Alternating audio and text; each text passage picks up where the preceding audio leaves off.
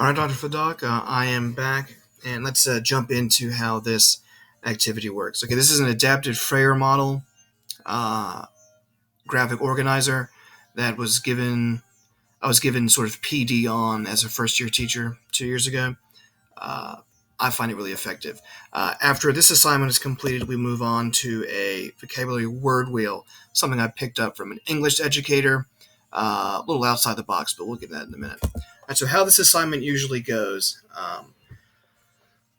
with employing all that Marzano has given us, I, as an instructor, through the course of this assignment, will pick specific vocabulary words that I feel are important to the understanding of this unit. So, on a projector, I would broadcast this so at any point students can look up from their page and see their work reflected on the screen. All right, so for this activity, just for example, we'd have words like Khanate, Genghis Khan, Pax Mongolica, pastoralist, and Marco Polo. And these are not all the vocabulary words from this unit. I mean, it's a litany. But these are the ones that I feel that students, if they cue in on, they can employ the thinking skills that will help them unpack unknown words on an incoming assessment or even on the state test. All right, so first phase of this, I will write these words on the projector screen. Students will write them as I write them. We will do sort of a call and response pronunciation because this is world history. I mean, sometimes we're dealing with vocabulary words from different cultures, sometimes even in different languages.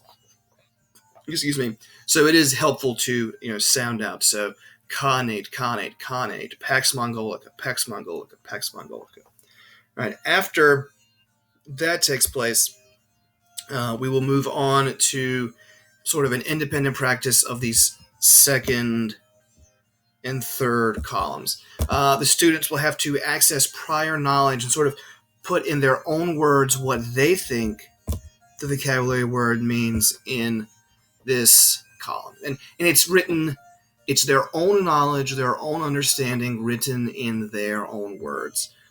So Marco Polo, if they think it's a swimming pool game, water, they can write it down. Again, it's just sort of trying to, break some ground, disc the field, trying to sort of stimulate understanding. Through this activity, I tell kids all the time, like if you see a word like pastoralist, a word you have absolutely no idea what it means, all right, the words, English language, vocabulary, it's like a puzzle. Break it down. Do you see words inside of words? Is there anything in that word like pastoralist you've seen before? Oh, of course. Well, I see the word past. So this word is old. Or I see list. So therefore, this word deals with property or items. Excuse me, for some reason I'm conscious of time. Items or stuff. So even though that is not quite the academic definition of pastoralist, later in the lesson, students will see that, oh, well, by breaking down this word pastoralist, into past and list, oh, well, yeah, these are, nomads that have been around for thousands and thousands of years, so they're from the past, and because they do not practice sedentary agriculture, they carry everything with them, so of course they would have lists of their stuff to keep track.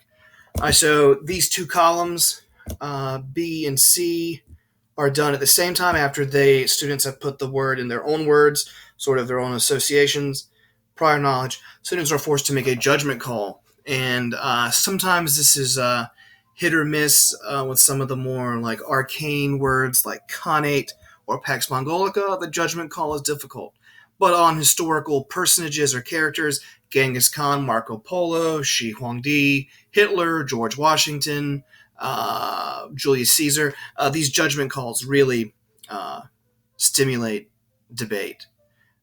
After these first two columns are completed, roughly 5 or so minutes, discussion is open up to the classroom. I'll employ some direct call, get people to give me their specific anticipation meanings, which I will then write on a board using on my projector using the Google Chromebook with a judgment call. At any time during this discussion, students can raise their hand in a respectful manner and sort of start playing some verbal tennis back and forth with their classmate to try and arrive at a consensus meaning of like, oh, well, in Marco Polo, you said like swimming game, but I see the word polo, which is cologne that, rich men wear.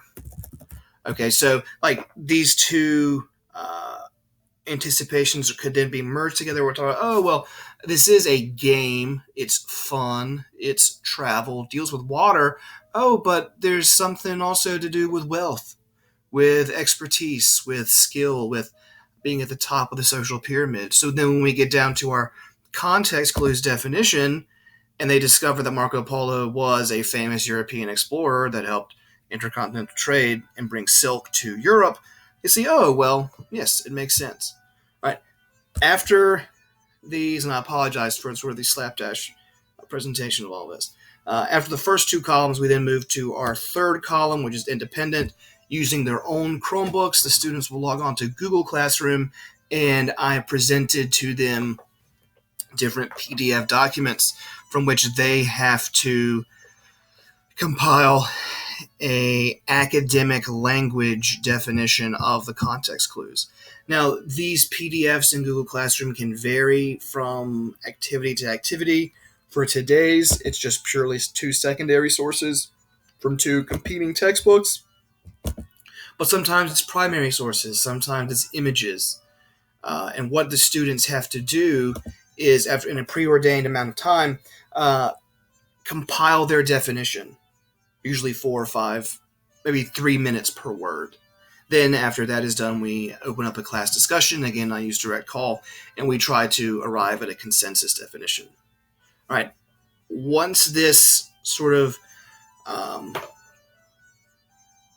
first stage organizer is completed, move on to second phase, which is an adapted word wheel. For secondary education, a word wheel can sometimes seem juvenile, but I really think it's an elegant design that can create cross-curricular sort of understanding. Kids would do this in English class, but you can do this in history too. Social studies is just English light. I like the 4-quadrant system. Keep it simple. Students are, through a dice roll, are assigned a word. They write in the center box, and then they have to complete the word wheel independently.